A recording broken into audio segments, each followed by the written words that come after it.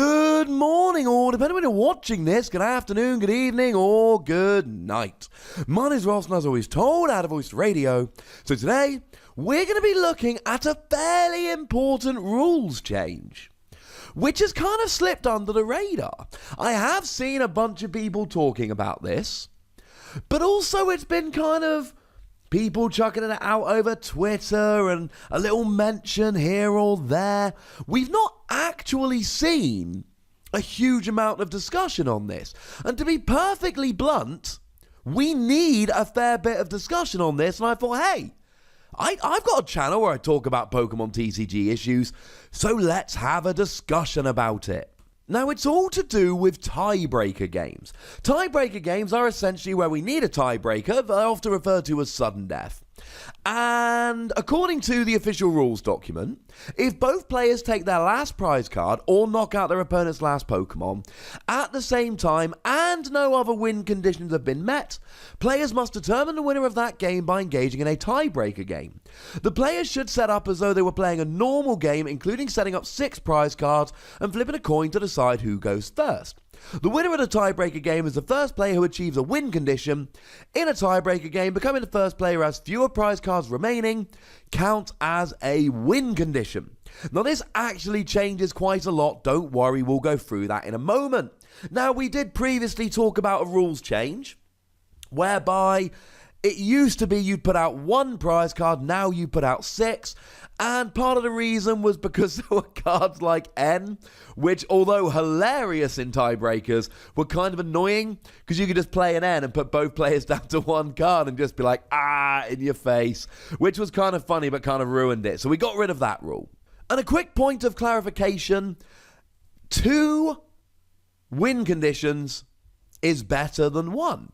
So let's say, for argument's sake, you take your final prize at the same time your opponent takes their final prize, but your opponent has no bench Pokemon, but you do. You have achieved 2 win conditions. I have taken my last prize and my opponent has no bench Pokemon. They have achieved 1 win condition. I have taken my last prize. Ergo, you win the game. So what's the change here? Well, the change is that having fewer prize cards remaining counts as a win condition. It used to be that you had to take a prize, whereas now having fewer prize cards remaining will count. And just so we're clear, this makes a huge, huge difference.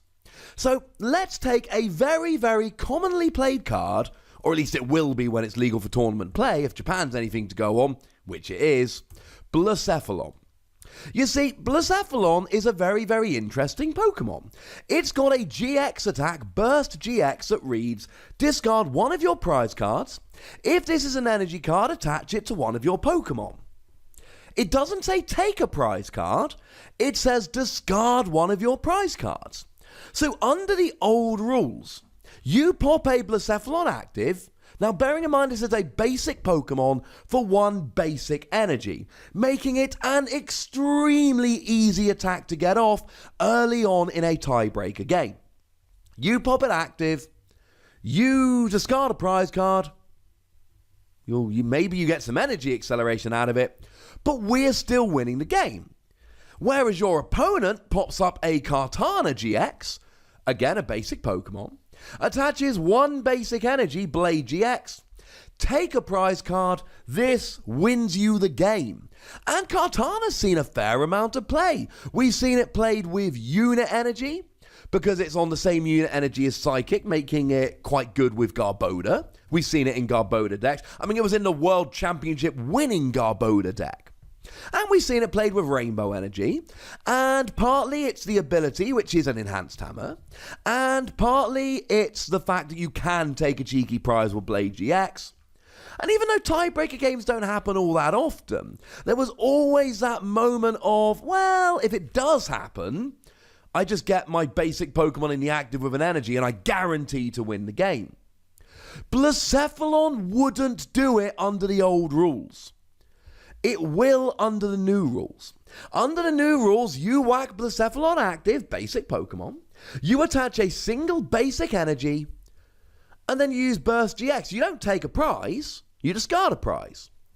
But then we have a look and go, well, hang on a second.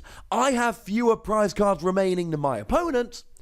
Ergo, under the new rules, that is a win condition. I have just won the game. This is huge. Now, generally speaking, it is the Ultra Beasts here which are going to be most relevant. The Ultra Beasts are the Pokemon which essentially play around with prizes. So they are going to be the ones that are actually most relevant here. Blacephalon and Kartana just being two examples. But Naganadel Blacephalon looks like it's going to be the presumptive best deck in the format once Lost Thunder is legal, which is just over a week from now. In fact, as you watch this video, which should be on Friday, it's a week from now. So you're going to be playing a bunch of Blacephalon in a deck, you're going to be playing a bunch of Fire Energy, and all of a sudden you've now got a new win condition for a tiebreaker game. Instead of having to try and set up, because bearing in mind, right, Blacephalon is not a quick attacker. Blacephalon, you need to get your Naganadel out, get some energy on the field, attach 2 energy to Blacephalon, and then get rolling with the attack. That's a bit awkward. Certainly not something you're doing turn 1 or turn 2. Well, maybe turn 2.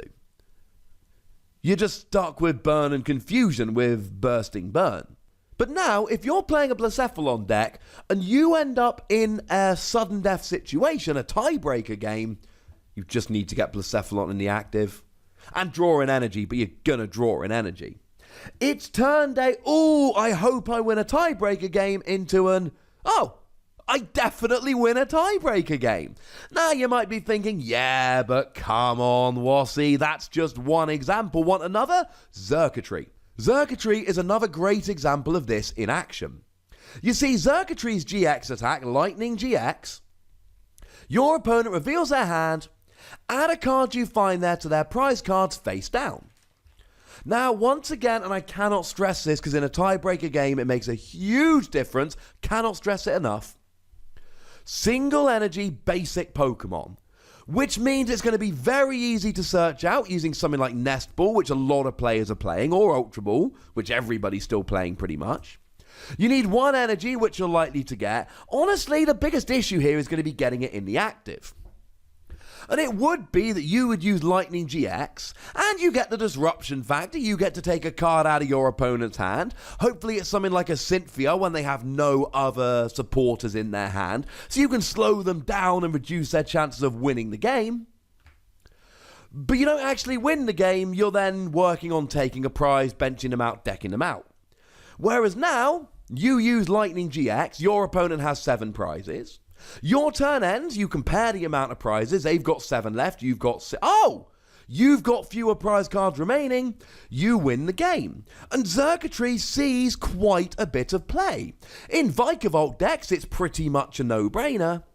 But the ability means that it doesn't take any damage from Pokemon with special energy attached. And given that double colorless energy is still everywhere, given that Beast Energy is a really good energy card that a bunch of people play, seeing that Counter Energy still sees play, and Rainbow Energy hasn't exactly gone away, and there's still a bunch of unit energy here and there, then actually there's a bunch of people that are playing Xurkitree in a stalling deck, where you're just trying to essentially wait your opponent out. Well, now you attach an energy, announce Lightning GX, and you win the game. I hope I'm doing a good enough job here of explaining how big a rules change this is.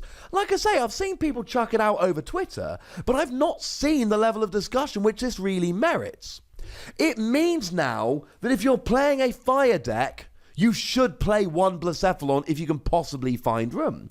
If you're playing a lightning deck, you should play 1 Xurkitree if you can justify the room. Because the thing is, you guarantee a win if you can get it in the active and draw an energy in a tiebreaker game. And I've played in tiebreaker games. They are tense. I'd like to have a guaranteed win in some tiebreaker games.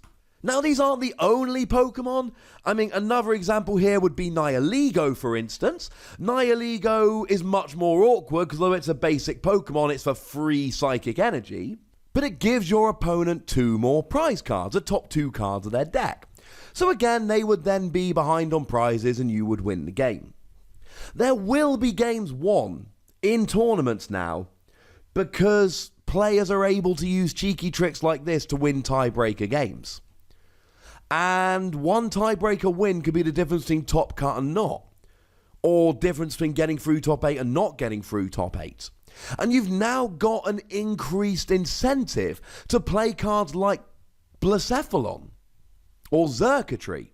You could always do it with Kartana, but Kartana could only be used if you were playing Metal Energy or Unit Energy or Rainbow Energy. Now Blacephalon can do it, and Xurkitree can do it. And now you can play Xurkitree to do it while also getting access to its really nice ability. It's a big change and it's going to make a difference. And as with all of these, when new rules come out, you guys don't need to worry. That's what I'm here for. I will bring you the news, I will explain the rule, and I'll tell you why it's such a big deal. As always, any questions, do pop them below in the comment section and tell me what you think about this. Do you think this is a good change? Do you like the change? Is this going to make you play one of these cards? And have you got any other examples of cards like this that would help you win under the new rules? Go nuts, ladies and gentlemen, but please do remember the rules. Be nice.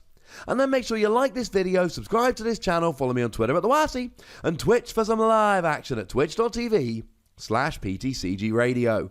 If you want to support the channel, get some bonus podcasts and all of that, head on over to patreon.com/PTCGRadio, where you can do exactly that. And do make sure you're checking out youtube.com/WassyPlays, where you can see other games, all of which are very fun. But by far the most important thing, as always, is to look after yourselves until next time. Thank you very much for watching. My name's Ross, and you've been watching PTCG Radio.